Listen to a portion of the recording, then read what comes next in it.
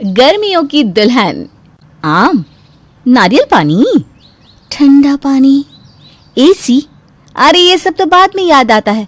सबसे पहले याद आते हैं हमारी अलमारी में रखे हुए वो हल्के फुल्के कपड़े, जिन्हें पहनने के बाद गर्मी का एहसास थोड़ा सा कम, पसीना कम और आरामदायक सा महसूस होता है ना। आपको भी याद आ गए ना आपके वो हल्के फुल्के से कपड़े। लेकिन हमारी पिंकी को ये सब कहाँ सूझने वाला था। वो तो ले रही थी जैकेट और ठंडी में पहनने वाले कपड़े। अरे माँ, मैं हनीमून के लिए मनाली जा रही हूँ। आपको पता है ना वहाँ कितनी ठंड होती है। हाँ हाँ, मुझे पता है, वहाँ बहुत ठंड होती है बेटा। तूने सारे कपड़े अच्छे से बैग में डाल लिए हैं ना? हाँ माँ, मैंने सब कुछ रख लिया है। हम लोग 10 दिन रहने वाले हैं वहाँ। कितना मज़ा आएगा ना। सही है। दिल्ली की गर्मी से तो शिमला में तुम दोनों को मज़ा ही आएगा। अच्छा, तूने बाकी कपड़े भी रख लिए ना? हाँ मम्मी, मैंने शिमला जाने वाली बैग अलग से बनाई है और घर में पहनने वाले कपड़े अलग से वाले हैं। नई दुल्हन है ना, अच्छे अच्छे सूट डालना, समझी? क्योंकि शादी के बाद सबकी नज़र नई दुल्हन पर ही रहती है। हाँ माँ, मैंने सारे अच्छे अच्छे सूट्स ही डाले। आप देखना, जब मैं पहनूंगी ना तो सब लोग देखते ही रह जाएंगे। हाँ, और सारे गहने भी अच्छे से पहनना। हाँ बेटा। हाँ माँ, मुझे पता है।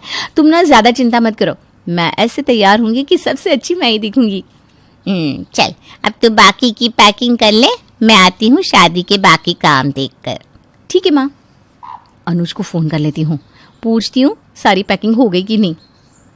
हेलो, मैं अभी तुम्हें याद कर रहा था। क्यों? अरे माँ ने तुम्हारे लिए कुछ कपड़े और साड़ियाँ ली है, तो बस यही सोच रहा था कि तुम उन कपड़ों में कैसी लगोगी। अरे वाह, तुम देखना, शादी के बाद मैं ऐसे तैयार होंगी कि तुम देखते ही रह जाओगे। रोज़ अलग अलग कपड़े, रोज़ अलग ढंग से तैयार होंगी मैं तुम्हारे लिए। वो कहते हैं ना, शादी का लड्डू खाने में तो बहुत मीठा होता है, लेकिन जब उसे खा लेते हैं तो उसे पचाने में बहुत तकलीफ होती है।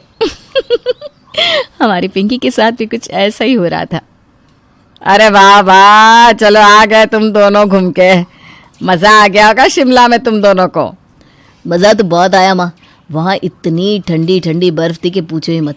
यहाँ आकर तो ऐसा लग रहा है जैसे ओले गिर रहे हो। हाँ, यहाँ तो सच में बहुत ही गर्मी है। अरे अब क्या कर सकते हैं, घर तो वापस आना ही था एक ना एक दिन। चलो तुम दोनों अभी जाकर फ्रेश हो जाओ, फिर बहू तुम रसोई में कुछ मीठा बनाकर सबके लिए खाना बना देना, ठीक है? जी ठीक है मम्मी जी। आ जाओ, हम ऊपर कमरे में चलते हैं। हाँ चलिए। दिल्ली की गर्मी तो देखो, मुझसे तो सहन ही नहीं हो रही। तुम एक काम करो, नहा लो और तैयार हो जाओ। आज मोहल्ले की औरतें भी आने वाली है शायद तुम्हें देखने के लिए। अच्छा, फिर तो कुछ अच्छा सा पहनना पड़ेगा। क्या हुआ, तुमने कुछ कहा क्या?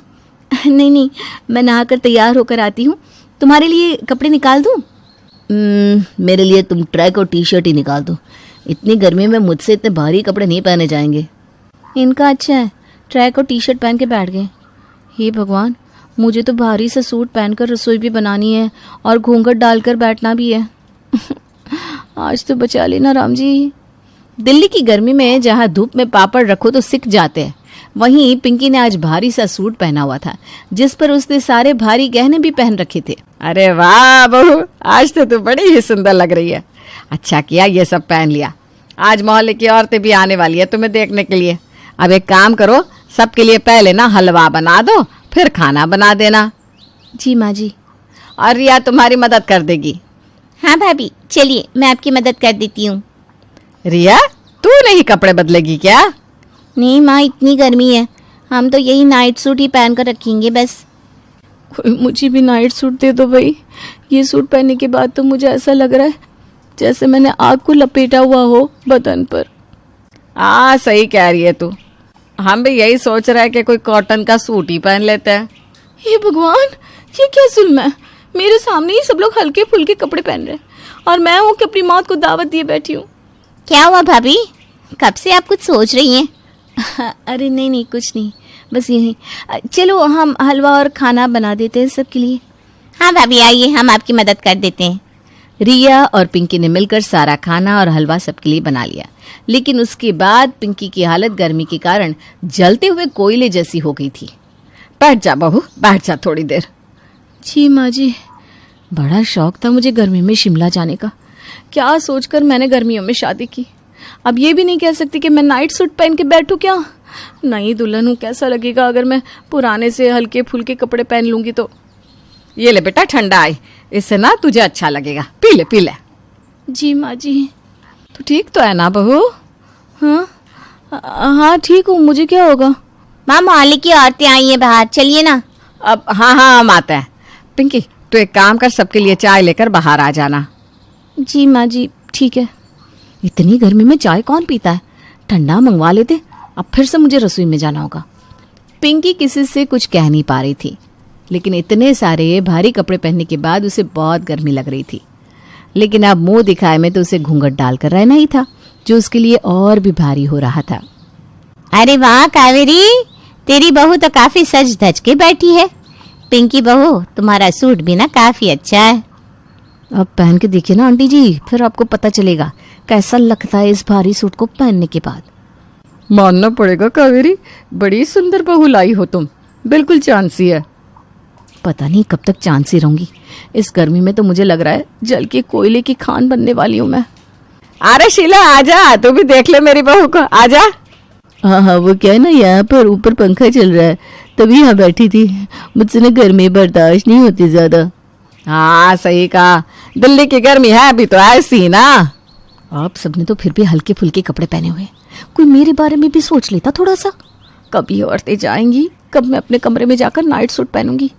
कुछ देर पिंकी और कावेरी से बात करने के बाद सारी औरतें जाने लगती है, लेकिन अब पिंकी से ये गर्मी और सहन नहीं हो रही थी। उन औरतों ने पैर घर के बाहर रखा ही था कि पिंकी ने भागना शुरू कर दिया। अरे क्या हुआ पिंकी बहू, तू ऐसे हड़बड़ी में कहाँ जा रही है? कुछ नहीं, कुछ अर्जेंट याद आ गया मुझे। ये भाभी को क्या हुआ अचानक? कहाँ है? अरे क्या हुआ, क्या ढूंढ रही हो? सब ठीक तो है ना? जल्दी से मेरा नाइट सूट दे दो, जल्दी करो। अरे हाँ 1 मिनट सांस तो ले लो पहले। मैंने कहा ना जल्दी करो। अरे हाँ ये लो, मिल गया। कमरे में आने के बाद पिंकी ने सबसे पहले उस सूट को उतार कर फेंक दिया और हल्के फुल्के से कपड़े पहन लिए। अब ठीक हो? हाँ अब लग रहा है कि सारी आग बुझ गई है मेरे बदन से। अरे तो तुम्हें इतने भारी भारी कपड़े पहनने की क्या जरूरत थी?